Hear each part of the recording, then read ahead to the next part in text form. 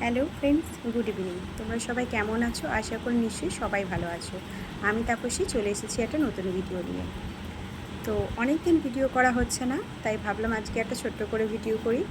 আমার বন্ধুদের জন্য, আমার পরিবারের জন্য একটা ছোটো করে একটু গল্প করি। তো তোমরা সবাই কেমন আছো? পুজোর কেনাকাটা কি সব শুরু হয়ে গেছে না শেষ হয়ে গেছে? না এখনও বাকি আছে কিছু কিছু? আর সেটা বলো। আর পুজোয় কেমন আনন্দ করছো তোমরা, বা আনন্দ করছো না আনন্দ করবে বলে ভেবে রেখেছো? কী কী প্ল্যান আছে তোমাদের প্লিজ জানিও। ঠিক আছে, তোমরা তো আর আমাকে তোমরা কী করছো আমি তো আর জানতে পারবো না, তোমরা আমাকে কমেন্টের মাধ্যমেই জানিও, ঠিক আছে?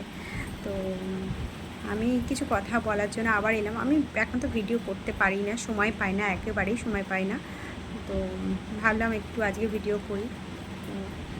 মানে ভিডিও পরিমাণে আর কি করব, ব্লগ তো আর করতে পারছি না। ব্লগ ওই সারাদিন ক্যামেরা অন করে ব্লগ করা আমার পক্ষে না হয়ে ওঠে না। কেন বলো তো?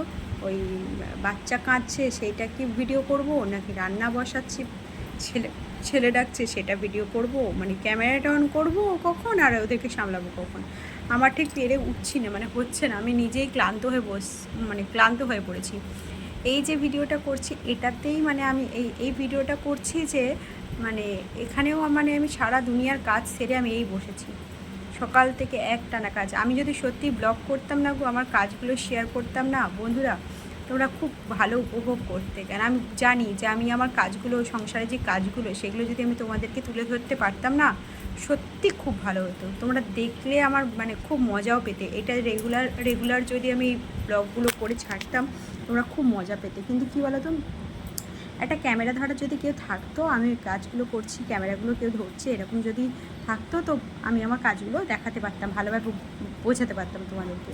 আমার ছেলে তো ছোটো, তার সে কী করে ক্যামেরা ধরবে বলো? আর আমার হাজব্যান্ড তো সবসময় ঘরে থাকে না, আর ওই সব পছন্দও করে না। ওই জন্য হয়ে ওঠে না। দেখি আমার ছেলে একটু বড় হোক, তারপর নাই করবো। বাবা, আমি ওই শত্রুর মতন দইটা দেখে ভালো না সাপ। যাই হোক, তোমরা সবাই কেনাকাটা শুরু করে দাও। পুজো এসে গেল। আমি কয়েকটা কথা বলার জন্য এসেছি। যে আমাদের এই মেয়েদের, দেখো আমাদের মেয়েদের কিছু কিছু মেয়েরা আছে জানো তো, সংসারে কাজ করতে করতে এই যে ভিডিও বা সকাল রাত কিছু বাইরে গিয়ে কাজ করবে বলে ভাবে, যে বা হয়তো একটু অন্য কিছু করবে বলে ভাবে, বা সোশ্যাল মিডিয়ায় কিছু করবে বলে ভাবে, করতে পারে না সময়ের অভাবে। একটা সংসার হয় স্বামী স্ত্রীতে দুজনের মাধ্যমে স্বামী স্ত্রী হয়, মানে একটা সংসার হয়। একটা সংসারে স্বামী স্ত্রী তো মেন হয়, মানে এবার তার বাচ্চা কাচ্চা সব পরিবার মিলিয়ে একটা স্বামী স্ত্রী হয়।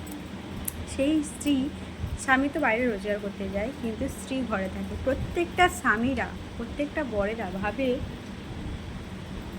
বরেরা ভাবে বউরা ঘরে কী কাজ করে, বউরা কিছুই কাজ করে না, ওই তো ঘরেই থাকে, নিজেই রান্না করে, নিজেই খায়, বাচ্চাদের দেখে, এছাড়া আর কী কাজ আছে?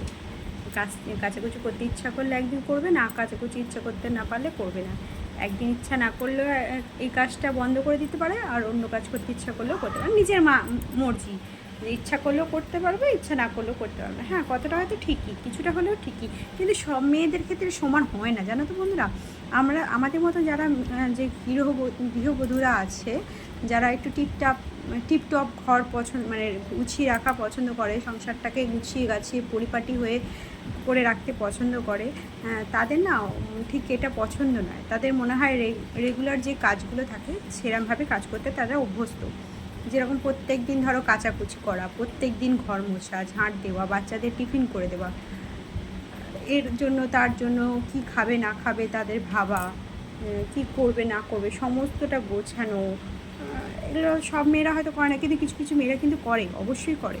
এবার সারা দিন গাধার মতন খাটনির পর যখন না স্বামী রাত্রিবেলা বাড়িতে ফেরে, এবার তাকে তার মন পছন্দ খাবার মুখের সামনে দিয়ে, রান্না যদি ভালো না হয় তাহলে তার সারাদিনের পর সে একটু রাত্রিবেলা খাবে, কিন্তু মনের মতন যদি রান্না না পায় তার মনটা একটু খারাপ হয়ে যায়।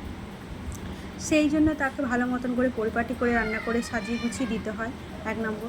2 নম্বর হচ্ছে, একটু যদি বেতাল কিছু হয়ে যায় না বন্ধুরা, মানে তাহলে তো সেটা মুড অফ করেই দেবে, সেটা তো হবেই। আর একটা কথা কী বলো তো, এই যে সারাদিন আমরা ঘরে আছি ঠিক কথা, আমরা কাজকর্ম করছি ঠিক কথা, সংসার টংসার সবই ঠিকই, কিন্তু আমরা কিন্তু সবসময় বড়দেরকে ফোন করে খেয়ালও রাখি, কী গো তুমি খেয়েছো, কোথায় আছো, সাবধানে থেকো, সাবধানে যেও, এটা করেছো, ওটা করেছো, কখন আসবে, এটা কিন্তু জিজ্ঞাসা করে থাকি। আর এই বারবার জিজ্ঞাসা করা, এই বারবার ফোন করাটাকে না ওরা না বিরক্তভাবে নেয়, এই জিনিসটা পছন্দ করে না ওরা। আমি বুঝতে পারি এই জিনিসটা ওরা পছন্দ করে না, কেন আমার সাথে এটা হয়েছে তাই আমি বুঝতে পারি। কিন্তু বারবার ফোন করাটা যেহেতু পছন্দ করে না, এবার সেটা তুমিও আটকে রাখতে পারছো না, কেননা তোমার মানে মনে হবে যে না আমার স্বামীটা খেলো কি না, আমি তো ঘরে আরাম করে খেলাম, কিন্তু ও কী করে ও খাচ্ছে কিনা একটু জানি, সেটাও ওদের পছন্দ হয় না। তারপর সেটা তো একটা পার্ট গেল, আরেকটা পার্ট হচ্ছে দিনের শেষে রাতে যখন তার বর বাড়িতে আসে, তখন মনে হয় একটু মানে বউরা একটু চায় যে তার স্বামী একটু তার সাথে একটু গল্প করুক, একটু সারাদিনে একটু কথা বলুক। এরকমটা যদি হয় কী বলতো, সব দিন যদি সবসময় যে গল্প করতে হবে তেমনটা না, বউরা বোঝে যে না তার বরের বা তার হাজব্যান্ডের প্রচণ্ড কষ্ট হয়েছে, আজকের দিনটা সে তাড়াতাড়ি করে খেয়ে দিয়ে শুয়েই ঘুমাক, পরের দিন আবার সকালবেলা তার কাজ আছে। এটা কোনো বউরা বোঝে, বা কোনো এক সময় তারা কিন্তু বোঝে, সবসময় যে ও বোঝে না বা সবসময় যে চাইছে তাদের সাথে টাইম দিক তেমনটা না, কিন্তু মেয়েরা কিন্তু টাইম খোঁজে, টাইম চায়। আর এটা কিন্তু জানো তো, টাইম দেওয়াটা খুব উচিত।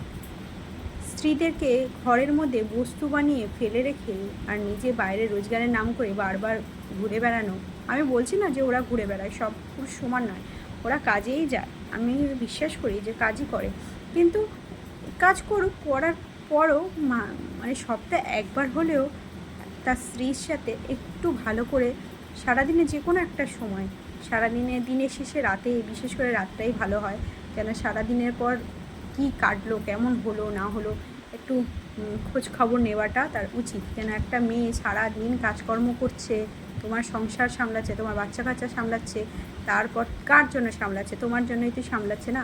তারপর মেয়েটা সারাদিন চায় যে সারাদিনের পর বরের সাথে দুটো কথা বলবে, যে আমি অন্তত খোঁজ নেবে, কী গো তুমি কি সারাদিন কী করলে, খেয়েছো কিছু, বা এটাও তো হতে পারে আমরা যে সবসময় বড়দেরকে জিজ্ঞেস করি খেয়েছো কিনা, কোথায় আছো কিনা, সাবধানে থাকো, এটা তো আমরাও চাইতে পারি যে আমাদের বড়েরা একটু চাক, কোনো মানে আমার মতন যারা আছে, যারা এই ভুক্তভোগী, তাই না, আমরাও তো চাই।